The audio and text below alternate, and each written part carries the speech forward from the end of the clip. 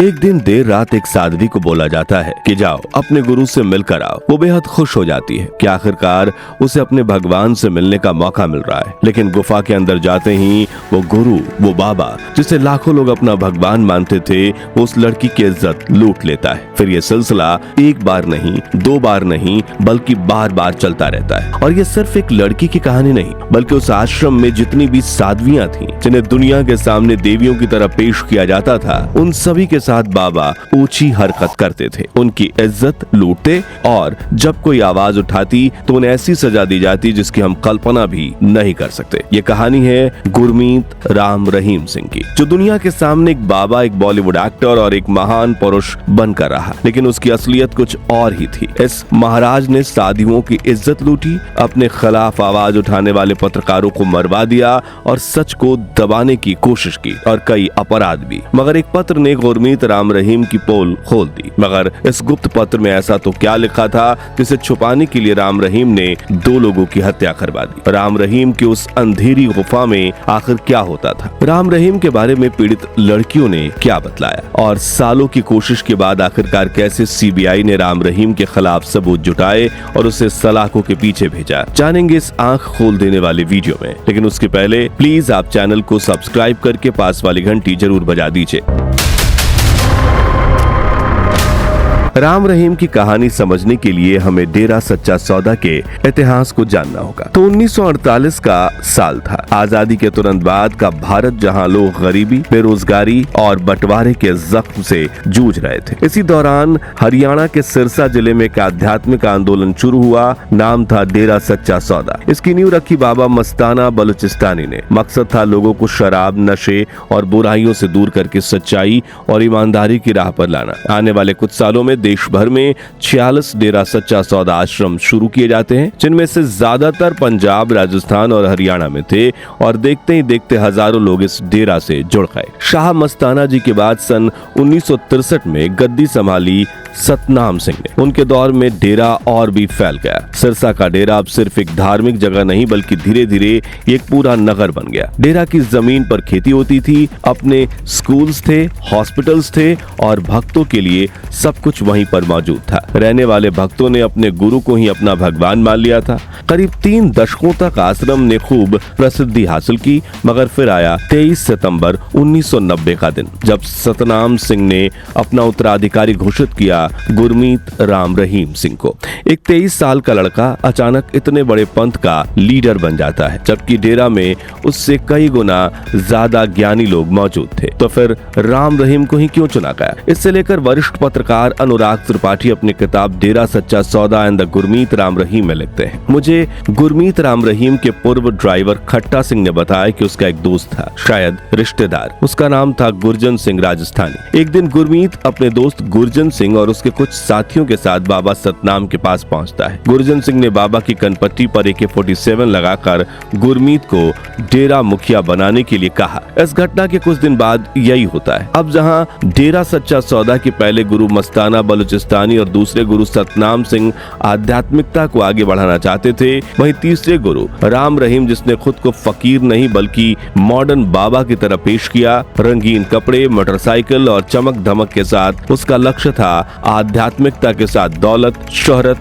और इज्जत कमाना। गुरमीत का परिवार भी डेरा के करीब था। उनके पिता मगर सिंह शाह सतनाम जी के भक्त थे और गुरमीत खुद भी बचपन से ही डेरा के कामों में हिस्सा लेता था। मगर गद्दी संभालते ही गुरमीत ने इसे एक साम्राज्य के रूप में बदलना शुरू कर दिया। पहले जो डेरा केवल भक्तों की सेवा और धार्मिक गतिविधियों तक सीमित थी, अब पैसा, राजनीति और पॉपुलैरिटी की चमक में घुसने लगी। गुरु राम रहीम ने गद्दी संभालने के बाद डेरा सच्चा सौदा को एक नए रूप में ढाल दिया। जहां पहले डेरा का मूल संदेश था ह्यूमैनिटी, अब रिलीजन। लेकिन गुरु राम रहीम के दौर में ये उपदेश बदलकर एक ऐसे मंच में बदल गया जहां धार्मिक उपदेशों के साथ साथ ग्लैमर, शक्ति और प्रदर्शन की झलक मिलने लगी। उन्होंने न केवल प्रवचन दिए बल्कि मंच पर परफॉर्म भी करना शुरू किया। विशाल स्टेज, रॉक कॉन्सर्ट जैसे इवेंट्स, LED लाइट्स और चमचमाते परिधानों में गुरु राम रहीम वहां मंच पर दिखने लगे। उनके प्रोग्राम प्रोग्राम किसी आध्यात्मिक समागम से ज्यादा कॉन्सर्ट जैसे लगते। मंच पर उनकी एंट्री कभी मोटरसाइकिल पर होती तो कभी हेलीकॉप्टर से। 5 फीट ऊंचे सिंहासन पर बैठकर जब वे भजनों को EDM धुनों में प्रस्तुत करते तो लाखों भक्त झूम उठते। लेकिन गुरमीत का काम सिर्फ शो ऑफ तक सीमित नहीं रहा। उन्होंने समाज सेवा के क्षेत्र में भी कई काम किए। सिरसा डेरा परिसर में अस्पताल खोले, स्कूल और कॉलेज स्थापित किए,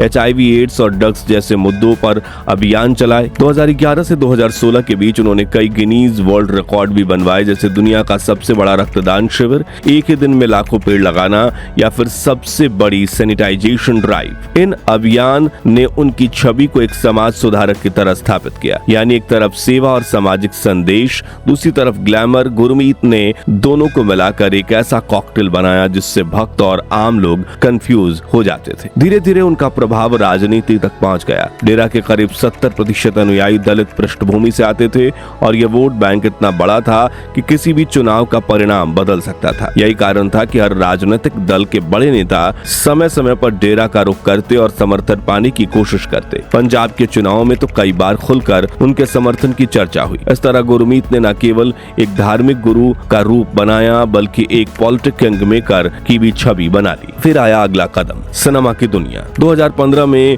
उनकी film MSG the messenger of God release हुई। इस फिल्म में उन्होंने खुद के हीरो, डायरेक्टर, गायक, लेखक, एडिटर सब कुछ साबित करने की कोशिश की। इस फिल्म में उन्होंने खुद को हीरो बनाया था। फिल्म में वो कभी आतंकवादियों से लड़ते नजर आते तो कभी रॉक कंसर्ट में भक्तों को जुमाते। हालांकि आलोचकों ने इस सिनेमा का मजाक बनाया, लेकिन बॉक्स ऑफिस पर डेरा समर्थकों की वजह से फिल्म ने करोड़ों रुपए कमाए। हालांकि कुछ रिपोर्टर्स की माने तो सिनेमा घरों को भरा दिखाने के लिए डेरा के लोग को बसों में भर भर कर थिएटर्स में ले जाया गया था। खैर, MSG की सीरीज में कई फिल्में बनी और हर फिल्म ने गुरमीत को भगवान से सुपर हीरो वाली इमेज को और मजबूत बना दिया। इस तरह एक साधारण आध्यात्मिक संस्था गुरमीत राम रहीम के दौर में एक बड़ा साम्राज्य बन चुकी थी, जिसमें धर्म भी था, राजनीति भी, बिजनेस भी और मनोरंजन भी। लेकिन इस चकाचौंध और शोहरत के पीछे छिपा था वो काला सच, जिसके खिलाफ आवाज उठाने वाले पत्रकार को मौत के घाट उतार दिया गया। दरअसल जब सिरसा हरियाणा में डेरा सच्चा सौदा इतना बड़ा हो चुका था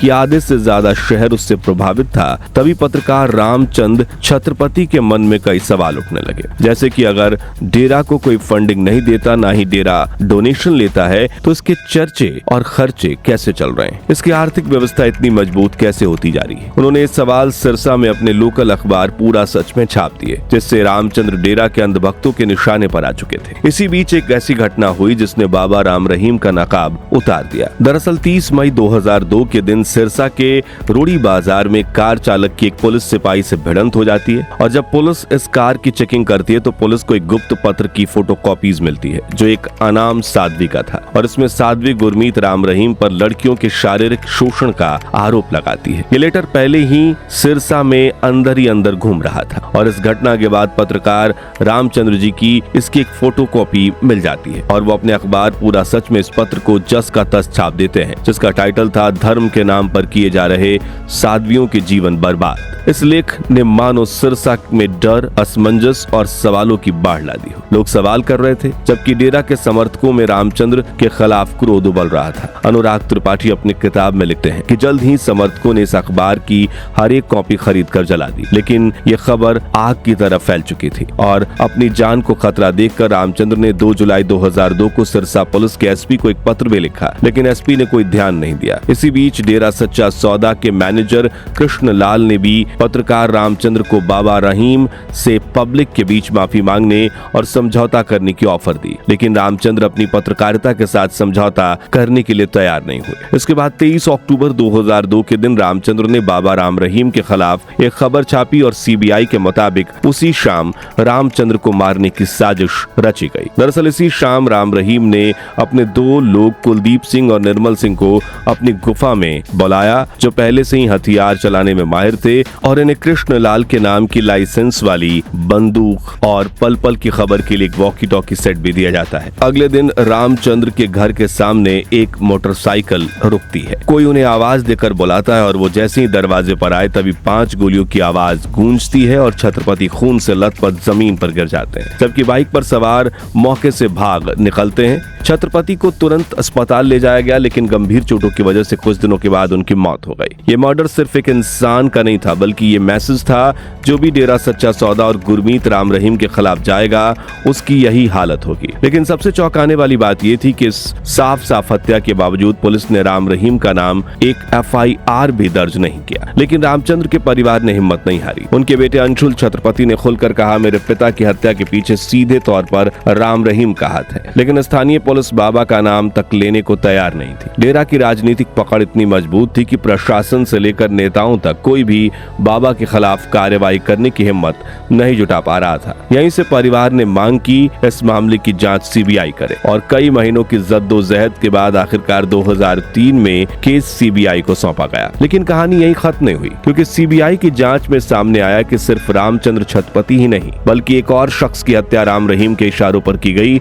नाम था रंजीत सिंह। रंजीत सिंह कोई आम शख्स नहीं थे, बल्कि डेरा सच्चा सौदा में बेहद नजदीकी सेवक थे। कई सालों तक उन्होंने बाबा के लिए काम किया और उनका पूरा परिवार डेरा से जुड़ा हुआ था। लेकिन अचानक 2002 में ही रंजीत सिंह की बेरहमी से हत्या कर दी गई। सवाल था क्यों? इसे लेकर कहा जाता है कि जिस गुमनाम साध्वी पत्र ने पूरे खेल का पर्दाफाश किया था, उसके पीछे शक रंजीत सिंह पर ही गया था, क्योंकि रंजीत की बहन उन्हीं साधियों में से एक थी और CBI की जांचशीट के मुताबिक इसी शक की वजह से अगस्त 2002 में रंजीत सिंह की गोली मारकर हत्या कर दी गई थी। यानी पहले रंजीत सिंह और फिर अक्टूबर में पत्रकार रामचंद्र छत्रपति, दोनों हत्याओं का धागा सीधा बाबा राम रहीम की गुफा तक जाता था। लेकिन असली सवाल ये था कि आखिर उस साध्वी के पत्र में ऐसा क्या लिखा था जिसके चक्कर में पहले रणजीत सिंह और फिर पत्रकार रामचंद्र छत्रपति की जान ले ली गई? तो इसके बारे में जानकर आपके रोंगटे खड़े हो जाएंगे। दरअसल ये पत्र डेरा की एक अनाम साध्वी ने माननीय प्रधानमंत्री श्री अटल बिहारी वाजपेयी जी को लिखा था, जिसमें उसने बताया था कि 2 साल पहले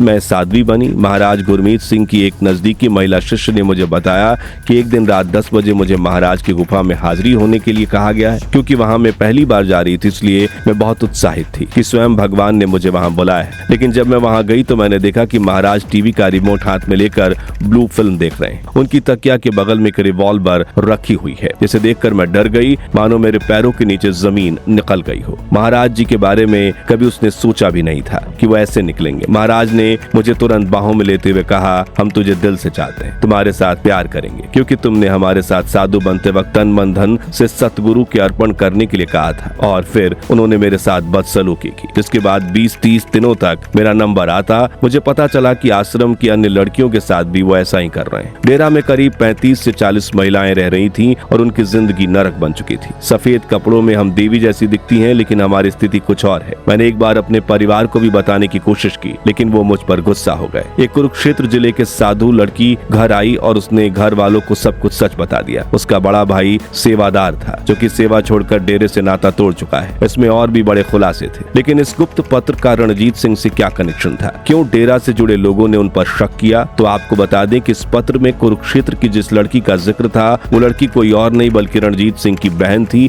और रणजीत सिंह ने ही सेवादार की नौकरी छोड़कर अपनी बहन को लेकर डेरा से दूर चले गए। यानी अब तस्वीर साफ हो चुकी थी। रणजीत सिंह की हत्या, पत्रकार रामचंद्र छत्रपति की हत्या और साध्वी पत्र में बलात्कार के आरोप, तीनों केस एक ही शख्स की तरफ इशारा कर रहे थे। वो थे गुरमीत राम रहीम। पर सवाल था, क्या कोई बाबा जो लाखों करोड़ों भक्तों का आध्यात्मिक गुरु कहलाता था, जिसके सामने मंत्री और बड़े नेता हाथ जोड़ते थे, उसके खिलाफ कोई साध्वी खुलकर गवाही देने की हिम्मत कर सकती थी? CBI की टीम जब सिरसा पहुंची तो शुरू में उन्हें कोई साध्वी बोलने को तैयार नहीं थी। सब डर के साए में थी। कई साध्वियों ने साफ कहा, अगर हमने मुंह खोला तो हमारी जिंदगी बर्बाद हो जाएगी। लेकिन लगातार मेहनत और भरोसा दिलाने के बाद आखिरकार 2 साध्वियां सामने आई। उन्होंने हिम्मत जुटाई और कोर्ट में बयान दिया कि गुफा में उनके साथ शोषण हुआ। उनके बयान के बाद इस पूरे केस में टर्निंग पॉइंट आ गया। 2007 में अम्बाला में CBI कोर्ट ने इन साध्वियों के शपथ पत्र देकर खुलासा किया, बाबा राम रहीम ने किस तरह धर्म और विश्वास के नाम पर उनका शोषण किया।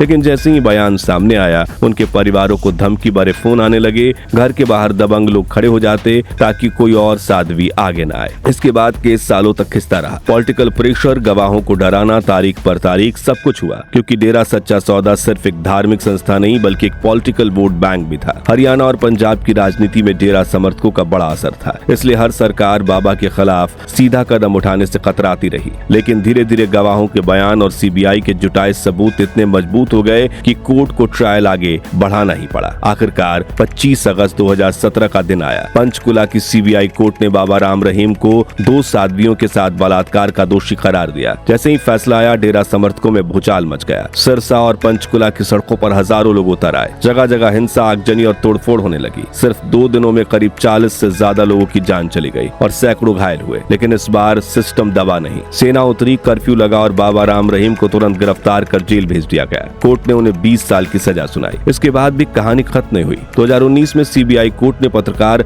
रामचंद्र छत्रपति की हत्या और रंजीत सिंह की हत्या में भी राम रहीम को दोषी पाया और उम्र कैद की सजा सुनाई। यानी वो शख्स जिसने कभी हेलीकॉप्टर से एंट्री मारी थी, जिसकी फिल्मों के पोस्टर मल्टीप्लेक्स में लगे रहते थे, जो कभी नेताओं के लिए किंग मेकर कहलाता था, वही बाबा जेल की सलाखों के पीछे था। तो दोस्तों, गुरमीत राम रहीम के इस काले सच और उनके जैसे कल्ट लीडर्स जो अपने पीछे लाखों भक्तों की फौज खड़ी करके वोट बैंक बना देते हैं और फिर खुद को कानून के ऊपर समझने लगते हैं, उन्हें लेकर आपकी राय क्या है? क्या हम इनके प्रभाव को फैलने से रोक सकते हैं? अगर हाँ तो कैसे? कमेंट्स में बताइए। उम्मीद है इस वीडियो ने आपको सोचने पर मजबूर कर दिया होगा। अगर हाँ तो इसे लाइक और शेयर करके 11,000 लाइक्स जरूर करवा दीजिए और चैनल को सब्सक्राइब करके बेल आइकन प्रेस करना मत भूलिएगा, ताकि भविष्य में हमें ऐसे अनकहे अनसुने काले सच को सामने लाने की हिम्मत मिले। धन्यवाद।